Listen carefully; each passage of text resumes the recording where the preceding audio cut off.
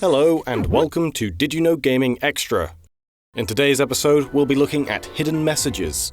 The NES Classic Edition flew off store shelves upon release. The allure of classic gaming in a small form factor and simple user interface seems to be a big hit with audiences. One thing that audiences can't see, however, is a hidden message discovered by data miners.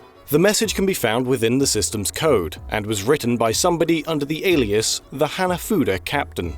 The message reads, "This is the Hanafuda Captain speaking, launching emulation in 3, 2, 1. Many efforts, tears, and countless hours have been put into this jewel. So, please keep this place tidied up and don't break everything. Cheers, the Hanafuda Captain."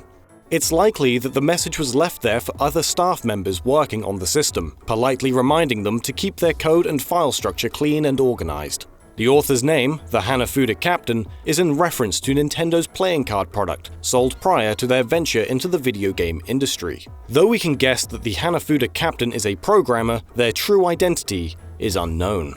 Another short message can also be found within the files of the Super Nintendo Classic Edition.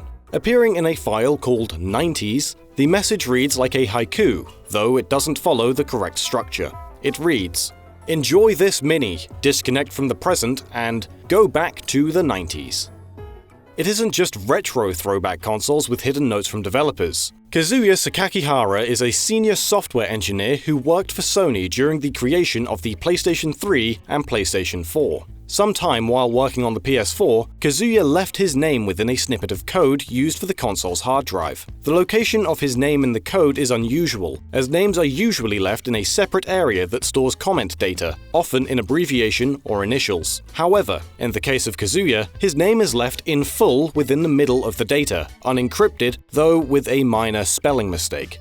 Nintendo also included a small message in the Switch, but not in the console's software. Within the Nintendo Switch Pro controller, there's a hidden engraving that can even be seen without taking the controller apart. While incredibly hard to see normally, by pulling down the right analog stick and looking at the now exposed edge, a small message can be seen which reads, "Thanks to all game fans." While the show has previously mentioned that a chibi Master Chief can be seen in the Xbox One X, the company included a new piece of art inside the Xbox One S. This time, a lone Master Chief can be seen in a similarly cute form, striking a pose comparable to Mega Man X. While this next piece isn't found in a console, we felt it was a lovely heartfelt message that many people would be unlikely to see. In the 2002 GameCube remake of Resident Evil, by completing the unlockable Invisible Enemy mode in under 5 hours, a message from game director Shinji Mikami can be unlocked. It reads, "Thank you for taking the time to play all the way through Biohazard, Resident Evil.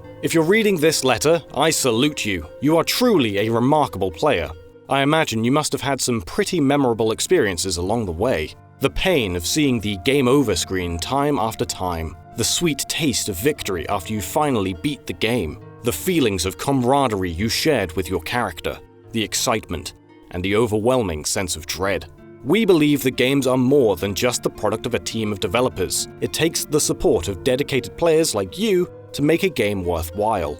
For this reason, we are truly delighted when someone enjoys one of our games as thoroughly as you have. Therefore, on behalf of the entire staff, please allow me to express our gratitude and congratulate you on a job well done. Thank you very much for playing. Shinji Mikami, Dev Team Representative."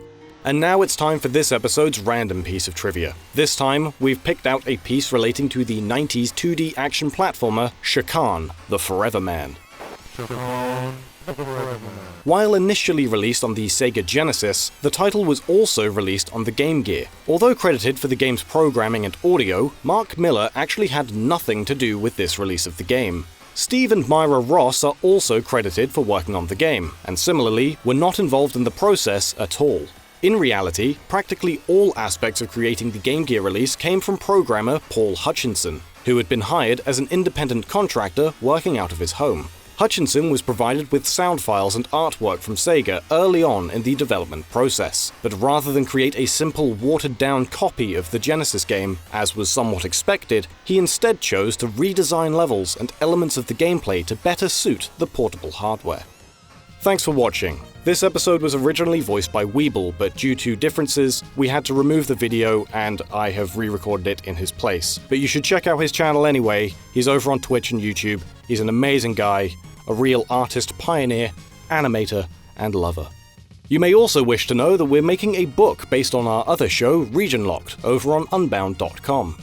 If you're interested in region-exclusive games, or just want a fine piece for your library, and maybe some other cool rewards, check out the link to our Unbound page in the description down below. Also, as always, thank you to our patrons. You guys are a special kind of awesome, the best kind. They help fund our show through Patreon, so if you'd like to join the leagues of these stunning individuals, be sure to take a look at how you can do so in the description below. As always, if you enjoyed this episode, be sure to slippity-slap that thumbs up, slide on over, and subscribe while you're at it, unless you already are, in which case, you could consider being updated better by YouTube when we upload by tippity-tapping that notification bell. Also, for the record, Weeble is still the bomb. I don't care what anyone says.